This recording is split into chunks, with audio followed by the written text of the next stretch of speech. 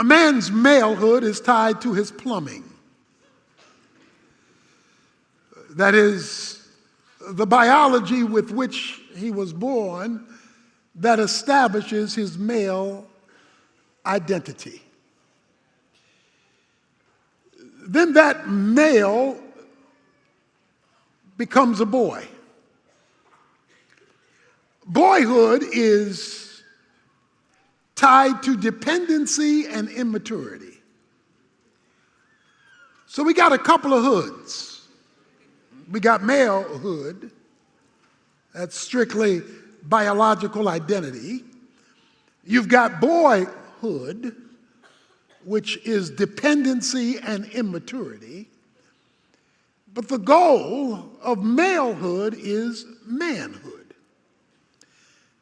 And in the Bible, manhood is defined as responsibility under God. That is, from God's point of view, a male has not fully arrived to be a man until he's operating under the rule of God in relationship to God. So the question is, which hood are you in?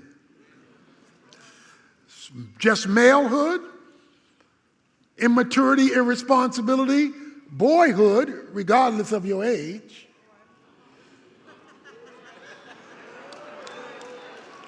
You still holding on to your mama's apron string? But then there is biblical manhood. God called for 3 conferences a year. 3 men's conferences. We just have one. 3 times a year, all the males in Israel are to come before the Lord their God. There were to be no exceptions, no females allowed. Only the males, all of them, were to appear before the Lord God 3 men's conferences every year. Why did he call only the men? The man was created first because God would hold him ultimately responsible for that which was put under his care and in his charge. So manhood is tied to responsibility under God. The absence of that diminishes authentic manhood. Now, why did God call this meeting? Why was this meeting, 3 men's conferences every year, called by God? Let me show you something in chapter 34. He says in verse 10, "Then God said, behold, I'm going to make a covenant." Verse 14, "For you shall not worship any other God, for the Lord, whose name is jealous, is a jealous God. Otherwise you might make a covenant with the inhabitants of the land." Verse 27, "Then the Lord said to Moses, write down these words, for in accordance with these words I have made a covenant with you and with Israel." And then at the end of verse 28, "And he wrote on the tablet the words of the covenant." This is a word that you've heard me bring up many times, and it is the key word to define our relationship with God, and in this case, the man's responsibility under God. All the men. The word covenant means a divinely created bond. It was an officially established relationship between God and his people. And the word that God would use about an official relationship is the word covenant. He would covenant with us. God called all the men of Israel because he was establishing an official protocol, an official relationship that was to be authorized authorized to the men and then spread out from the men to that which was their responsibility. That's called a covenant. Covenants are always official. They're not casual. They're in the spiritual realm. They are the mechanism through which God favors flow. His favor flows through his covenant. A synonym for the word covenant is covering. A covenant covers. As I've defined it before, it's like having an umbrella in the rain. The umbrella covers you.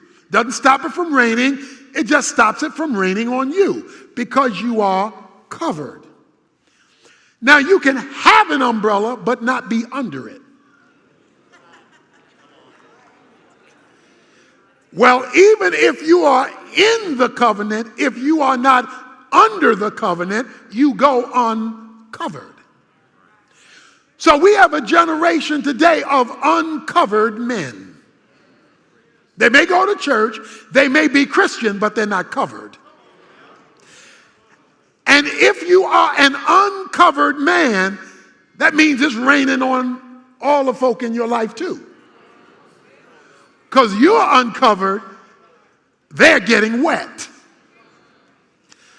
God called all the men to covenant with them because they were to cover not only their own lives and their own family, but in this context, the whole nation. So the question on the floor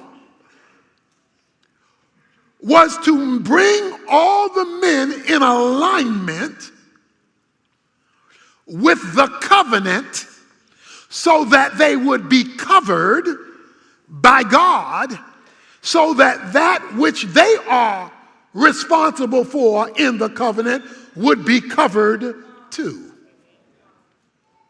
So the positioning of a man underneath God's covenantal covering would determine the well-being of the whole nation.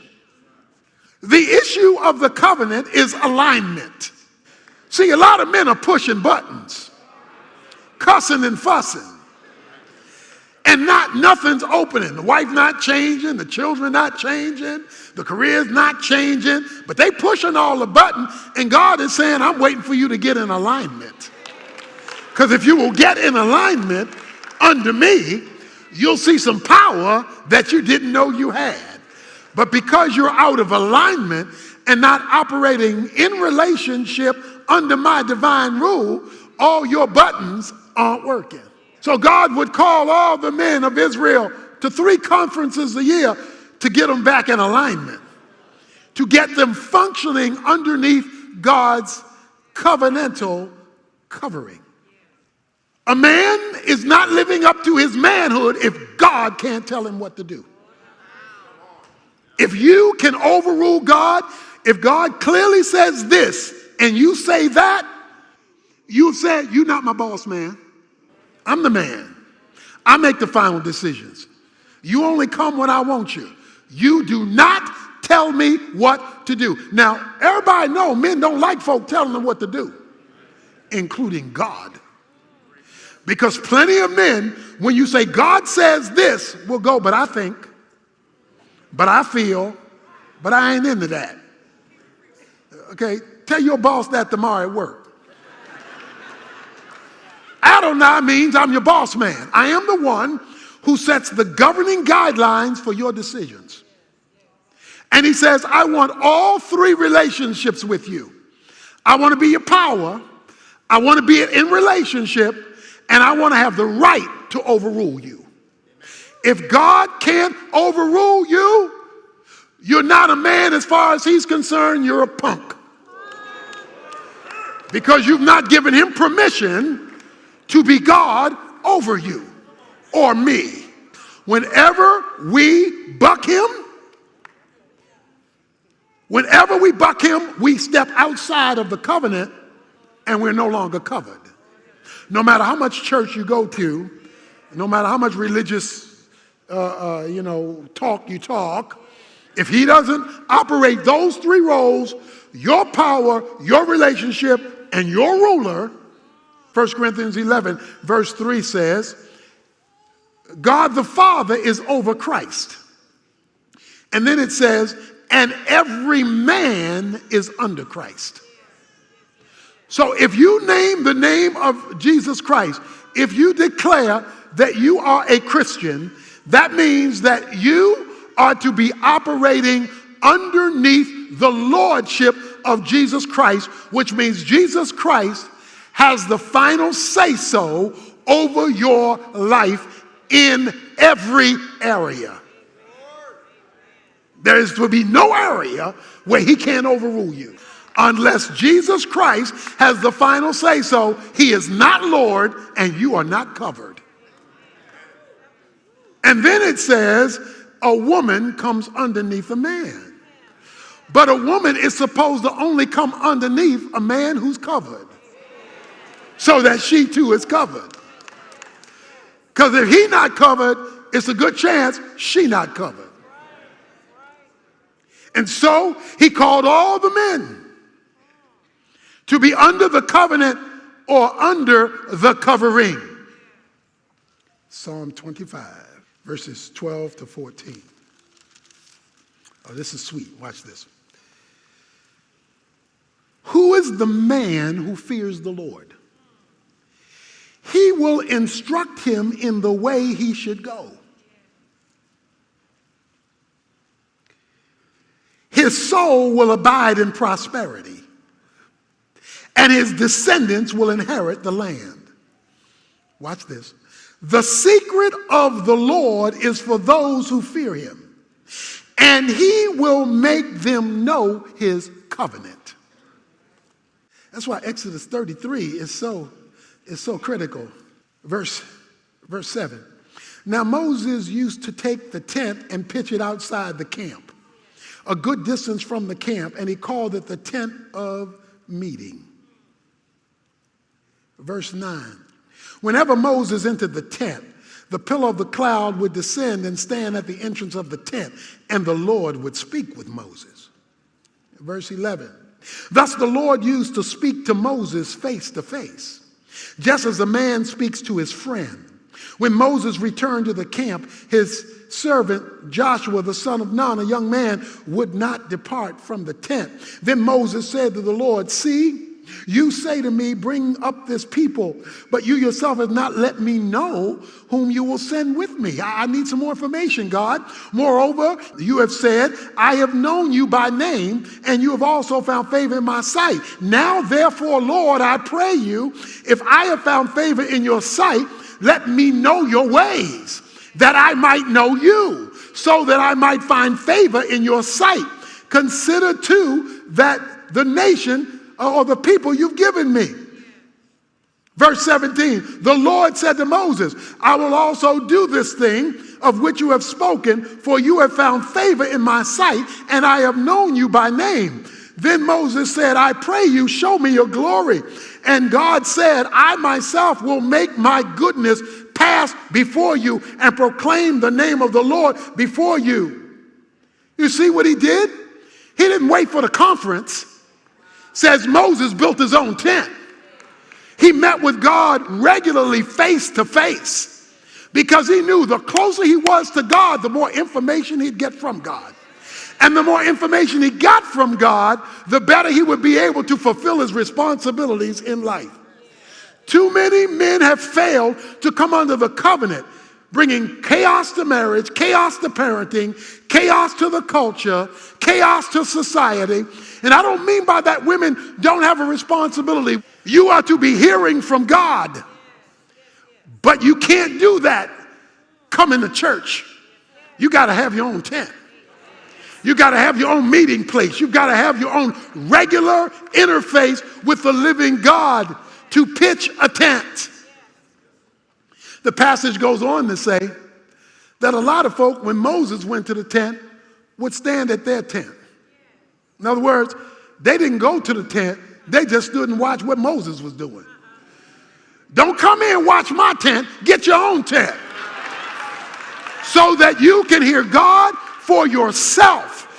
speak into your mind, speak into your thoughts, speak into your circumstances. He says, and God met with Moses face to face. If we could get men, pulpit to pew and back again, to pursue a relationship with God, we would find things changing in our circumstances. We wouldn't need to run and get a divorce. We wouldn't need to abandon our kids. We wouldn't need to see the culture fall apart. But because men won't come to the conference that God is setting up, and because men will not pitch a tent for their ongoing relationship with God between the 3 conferences a year, we never hear from God.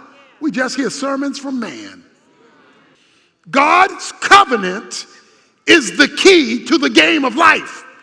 And your proximity to that determines how the game of life works or does not work in the life of a man, in the life of any Christian, but particularly the life of the man, because he's calling all the men.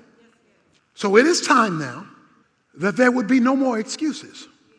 That we do not give excuses as men why we don't have it. By getting into proximity with God, you say, but I'm busy. I don't have time. I work. I do this. I do that. I do that. That's an excuse. How can you be too busy to meet with somebody who